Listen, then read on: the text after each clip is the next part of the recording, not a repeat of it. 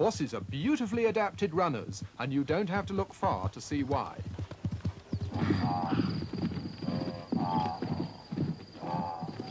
Other wild species of the genus Equus, such as the zebra, live on open savanna, as did the wild ancestors of the modern horse, on Miocene grasslands up to 17 million years ago. For such animals, running ability is clearly at a premium in the survival stakes.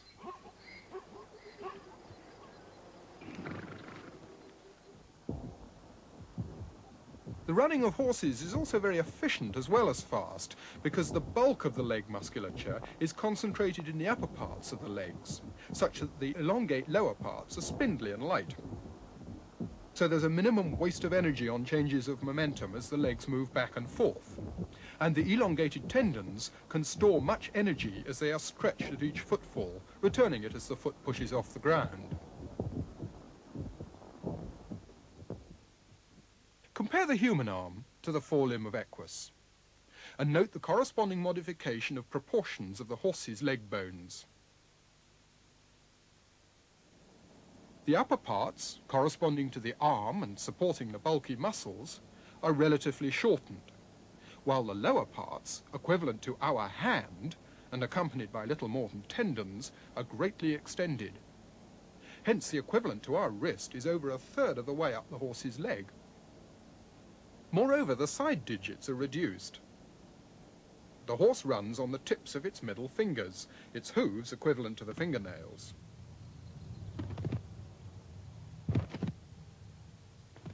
The neighbouring fingers are now only present as vestigial splints, and the outer digits are entirely lost.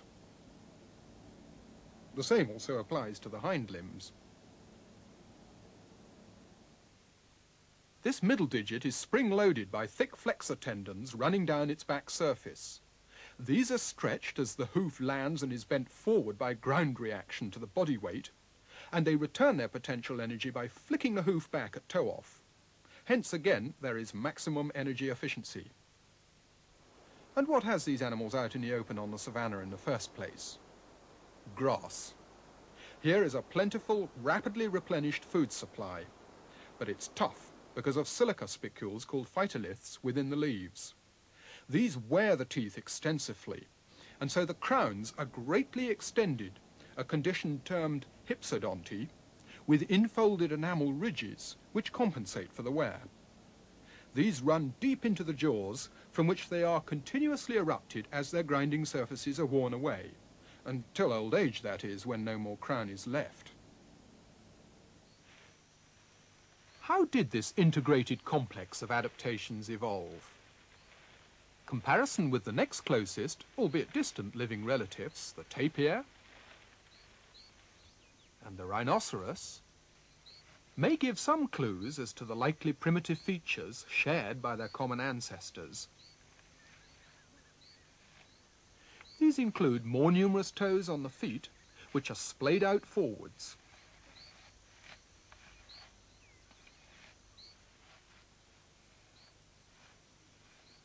On the tapir, there are 4 on the forelimbs and 3 behind.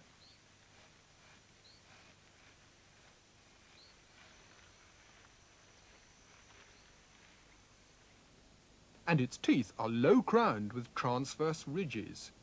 These are both features we'll be seeing shortly in the fossils of the most primitive horses. And only the fossils can tell us about the timing of changes and the existence and distribution of extinct forms. The fossil record reveals that North America was the evolutionary cradle for today's horses, a distinct irony since the native horses there became entirely extinct some 10,000 years ago. The horses there now, which we think of as being so typical of the North American landscape, were actually only reintroduced from Europe in the 17th century. Fossils of primitive horses had already been discovered in tertiary deposits in the western United States in the latter half of the 19th century. And fired with enthusiasm to find fossil evidence for evolution, American paleontologists such as Othniel Marsh started to assemble their finds into what they believed to be an evolutionary sequence. By the early years of this century, as this old exhibit of the 1920s from the American Museum of Natural History in New York shows, it was believed that the fossil horses of North America formed a single lineage, stretching back through time to smaller and smaller forms with more primitive low-crowned teeth and less specialized leg construction.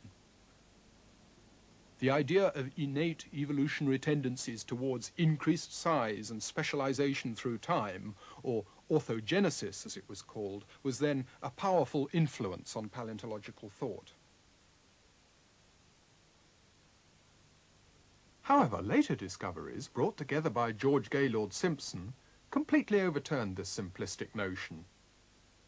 The old idea of orthogenesis is dead.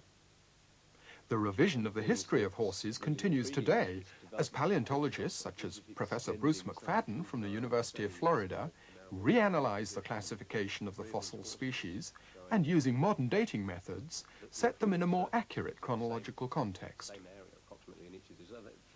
The starting point for the classification is the selection of morphological characters to be used in grouping the species.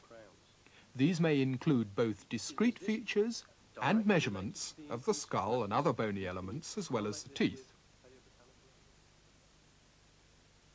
From various criteria, the particular form shown by any given character, its character state, may be judged as being either primitive, that's to say probably present in the original ancestor of the group, or secondarily modified or derived.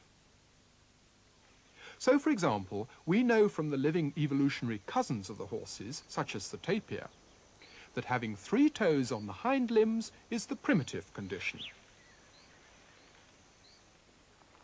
while having 1, as in living horses, is derived. Species can now be grouped according to how many derived character states they share. Thus, for 3 given species, 2 will share more derived character states with each other than either does with the third. So it's likely that the evolutionary split between these 2 post-dated that giving rise to the third species. More and more species can be included in this diagram, which then clusters together groups of species in a branching scheme of relationships known as a cladogram. In fact, different cladograms can sometimes result if different characters are used, but we'll stick with one here for the sake of simplicity, which Bruce McFadden has constructed for one group of mid-Miocene horses in North America on the basis of a very large suite of characters. Accurate dating of the fossils, both by stratigraphical correlations of the beds containing them and absolute dating by radiometric methods, then allows the cladogram of relationships to be stretched, as it were, into the time dimension to produce a reconstructed phylogeny, or family tree of evolutionary relationships. It's now clear, then, that far from forming a simple lineage, the horses evolved as a diverse bushy clade, with at times over 16 coexisting species in North America alone, some arising by true speciation, that's to say where branching evolution, cladogenesis, occurred like this, and others by simple descent with modification, anagenesis, like this. Even the initial genus of the traditional story, Hyracotherium, or Eohippus as it used more popularly, though incorrectly to be called, is now known to be something of a ragbag of different primitive species, of which this specimen represents just one. One of these species of Hyracotherium, though, was almost certainly the ancestor for the entire horse clade. These are not only the oldest fossil horses, appearing in the latest Paleocene some 54 million years ago, but the most primitive as well. Hyracotherium retained more toes on the feet than did later horses, with 4 on the forelimbs and 3 on the hind limbs, and these were splayed out on the ground. Nevertheless, the toes are still reduced from the primitive mammalian condition, seen, for example, in a yet more primitive, non-horse relative, Phenacodus, in which there were 5 toes on each foot. What about the feeding habits of Hyracotherium? Its teeth are strikingly small and simple, with low crowns, showing no signs of the hypsodonty characteristic of the modern horse. Clearly, this was not a grass-grazing form. In fact, it's uncertain if grasses had evolved by this time, and certainly there's no evidence for extensive grasslands then. Presumably it fed on softer, succulent vegetation, including perhaps a mixture of leaves and fruits. Striking evidence in favour of such feeding habits comes from an extraordinary fossilivorous locality in West Germany. At Messel, near Darmstadt, a small rift basin contains organic-rich shales which were deposited in a lake in Middle Eocene times some 50 million years ago. Quarrying in this sequence has provided good exposures of the shales. The sediment is finely laminated as a result of what are thought to have been annual algal blooms. The total absence of any fossil burrows or of other evidence for bottom-dwelling organisms, together with the high organic content, indicates that the bottom waters were devoid of oxygen. The remains of animals and plants washed into the lake from surrounding streams and rivers could therefore sink to the bottom without being torn apart by scavengers, and could there become buried with, in some cases, exquisite fossilization through bacterial replacement of some of their soft tissues. Although the laminated sediments are easily split, their high water content means that they readily distort and crumble on drying out, and so elaborate procedures have to be used to conserve the fossils.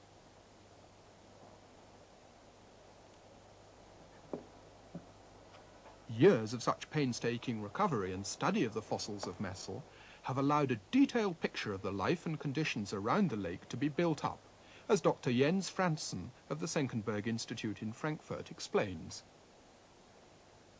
This is Eocene Lake Messel, as it could have been about 50 million years ago.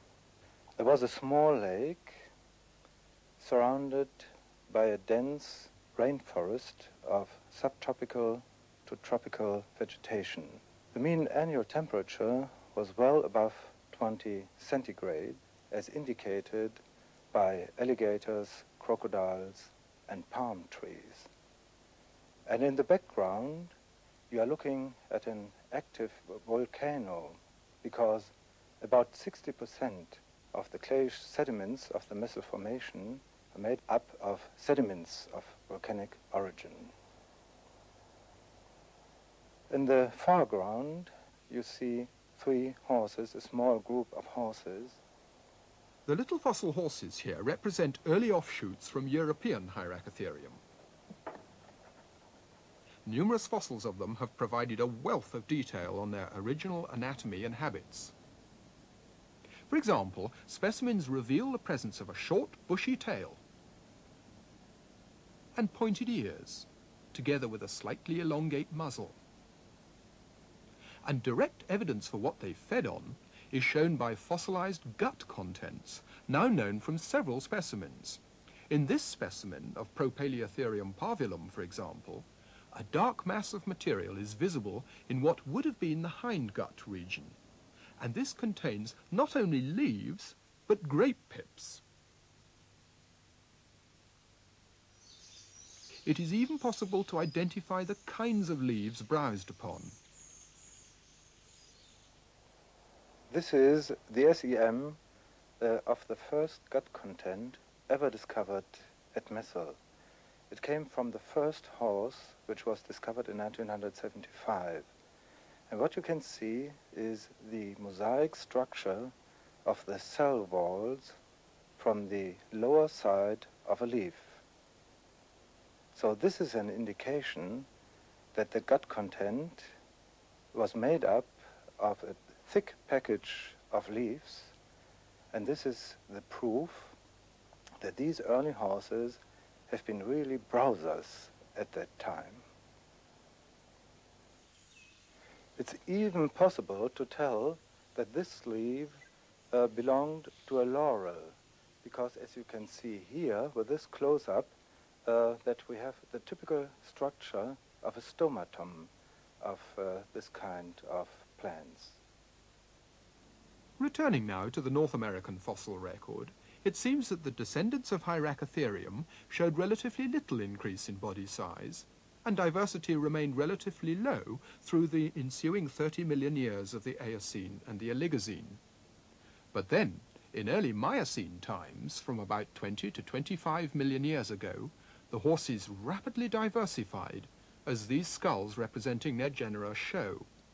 Many lineages did show a marked increase in body size, although there were also some dwarfing lineages, contrary to the old orthogenetic story. Diversity remained high throughout the Miocene, but then rapidly fell around the start of the Pliocene about 5 million years ago, leading to the total extinction of horses in North America some 10,000 years ago in the late Pleistocene. The living horse there, of course, was reintroduced from Europe. The early Miocene radiation coincided with extensive climatic change in North America. High-latitude cooling led to a drying of mid-latitude climates, and with this came the shrinking of the forests and the spread of semi-open savanna. It was this environmental change which seems to have triggered one of the main phases of diversification of the horses. For the great majority of the new Miocene genera were grazers, cashing in, as it were, on the grass boom. There were, in fact, two distinct groups of these grazers, the Hipparian group on the left and the equines on the right. It's from among the equines that the modern horse, Equus itself, evolved.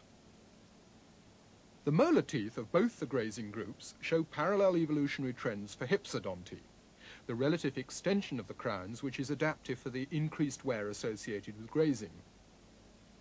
These examples come, on the left, from one of the earliest grazers, a species of Merychippus, and to its right, three successively younger species of Hipparians. Interestingly, the increased hypsodonty is found even in some of the dwarfed forms, and so cannot just be correlated with increasing body size. The earliest of the grazers were various species of the genus Merychippus, which arose some 17 million years ago. And although there had already been some evolutionary modification of the limbs in earlier horses, it was in this genus that one very important innovation appeared. The equivalent of the wrist is here raised well off the ground, with the effect that the animal must have sprung along on the very tips of its digits, much as in the modern horse. Indeed, it's probable that the central digit on each foot transmitted by far the greatest proportion of the animal's weight to the ground. The side toes were relatively reduced. But if we go back a little further in time to the Oligocene Mesohippus, although the side toes are again somewhat reduced, the equivalent of the wrist is much nearer the ground, and the ends of the digits are spread more evenly on it. It's likely, then, that Mesohippus ran on all three digits of each foot, supported on their undersides by large pads acting as shock absorbers at each footfall. In Merychippus, in contrast, with the wrists and ankles raised, the spring loading of the digits by the flexor tendons would have provided the main shock absorption mechanism. With this change came the possibility for much greater extension of the lower parts of the limbs and further progressive reduction of the side digits. Both these features would have been favoured by natural selection for increased biomechanical efficiency during running and jumping in the more open habitats being occupied by Merychippus and its descendants. Most of the grazing lineages retained the three-toed condition, though with further reduction of the side digits. But it was in the equines that the process went yet further, and in the late Miocene a number of genera, such as Dinohippus, evolved, in which the side digits became vestigial, leading to the one-toed condition with a single enlarged hoof on each foot. It's thought likely that Dinohippus itself was indeed the ancestor of the modern horse Equus.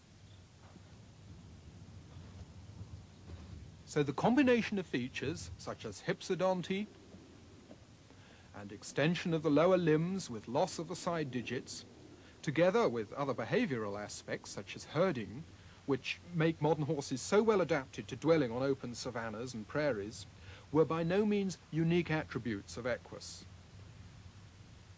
Rather, they were present to varying extents throughout the clade of grazing horses that diversified so extensively in the Miocene.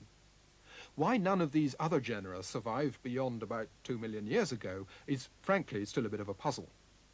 It would certainly be a mistake to suppose that Equus somehow outcompeted the others, because even that eventually became extinct in North America. Given that further major climatic changes were again operative at this time, with increased drying of the climate and spread of prairies, it's tempting to speculate that these may have had something to do with it. Nor should we forget that the horses shared the prairies of North America with many other successful grazers, as indeed do the zebras in Africa today. And so interactions with these may also have had a part to play, if not by direct competition, perhaps by progressive replacement in the various niches vacated by the horses as they became extinct. So far in this program, we've concentrated on the evolution of the grazing horses of North America. That is by no means all there is to be told. Within North America, there also evolved, alongside the grazers, a distinct clade, albeit of low diversity, named the Anchitheres. Some of these rather rapidly evolved large body size, yet it's quite evident from their teeth that they were not grazers. The relatively short crowns of their molars extend only to jaw level, rather than extending high up into the jaw, as with the hypsodont teeth of grazing horses. The low but broad teeth of the Anchitheres were probably associated with browsing life habits, and members of this clade successfully spread across to the Old World as well. This example, Sinohippus, as its name suggests, comes from China. Indeed, offshoots of several of the North American groups of horses spread at different times into the Old World, initially perhaps in the Eocene around the northern margin of the young North Atlantic Ocean, but thereafter across the Bering Straits during episodes of temporary emergence of land there when global sea level fell. So there's the ironic possibility that the climatic changes, especially the glaciations, which possibly led to the extinction of horses in North America, may, by affecting sea levels, also have allowed it to get across to and survive in the Old World.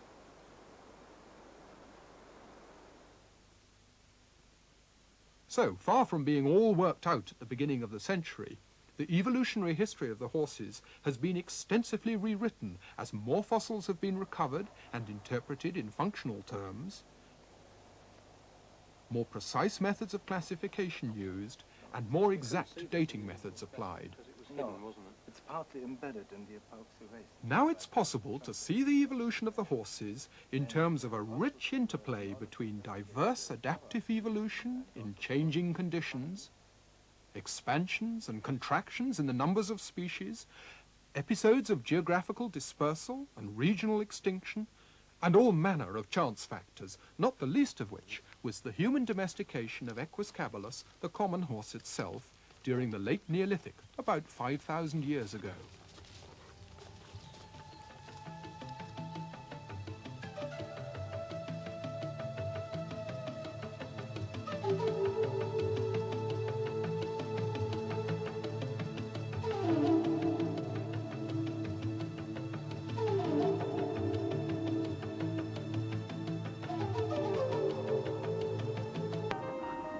"65 million years ago, the landscapes of Earth looked similar to today's wildernesses.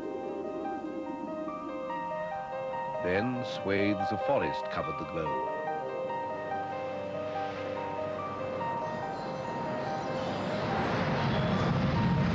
But inside those forests, some animals were very different. For 140 million years,